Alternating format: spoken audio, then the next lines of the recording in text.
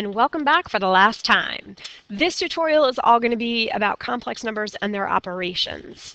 And there's one problem on the test that relates to this. It is a non-calculator question.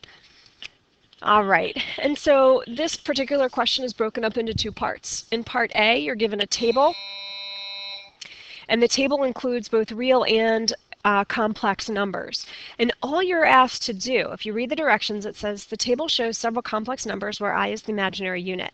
Place a check mark in all appropriate cells where the product of the two numbers is a non-real number. So anything that's going to end up with an I in it is considered non-real. And so you don't actually have to find the product, you just have to check if it's real or not.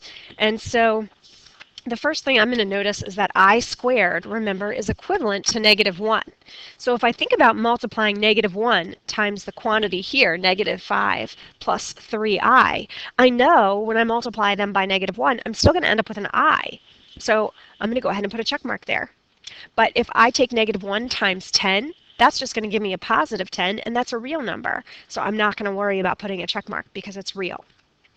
If I multiply -1 times 5i, well, that's going to give me a -5i, which is still imaginary. So I'm going to put a check mark there. -5 plus 3i times this quantity over here, -5 minus 3i, these are called complex conjugates. And one of the things you need to know about complex conjugates is that when you multiply them together, the product is real. And so we're actually going to justify that in part B. So because the product is real, I'm not going to place a check mark in my box. When I take a look at the next pair of numbers, that's going to be a -10 times -5 minus 3i.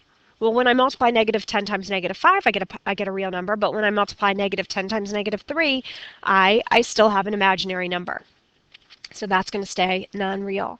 And then in the last quantity, I've got 5i times -5 minus 3i. Well, think about what happens when I multiply 5i times -5. I'm still going to have an I in my answer. So it doesn't even matter with the rest of it because 5i times -5 is still going to give me an imaginary answer.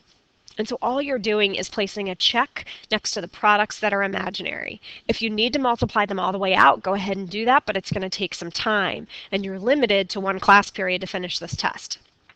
In part B, you're given the complex number 3 plus 4i, and you're asked, what is its conjugate?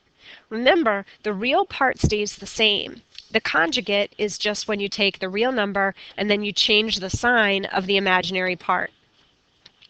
And like I said in the above table, what happens if you multiply a complex number by its conjugate? The product is real. And we can demonstrate that by multiplying 3 plus 4i times its conjugate, 3 minus 4i. And so I'm going to go ahead and just distribute the 3 to both terms. 3 times 3 is 9. 3 times a -4i is going to give me a -12i. Now I'm going to distribute my 4i to 3. That gives me a positive 12i. And 4i times -4i is going to give me a -16i squared. Well, one of the things I notice is that my 12i's cancel. I have a -12i and a positive 12i that cancel. And I have 9 minus 16. Well, remember, I squared is just equal to -1.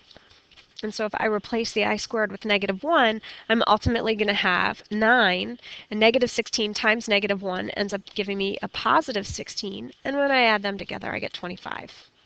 And so you can see 25 does not have an I in it. It is a real number. So when we multiply a complex number times its conjugate, we get a real number.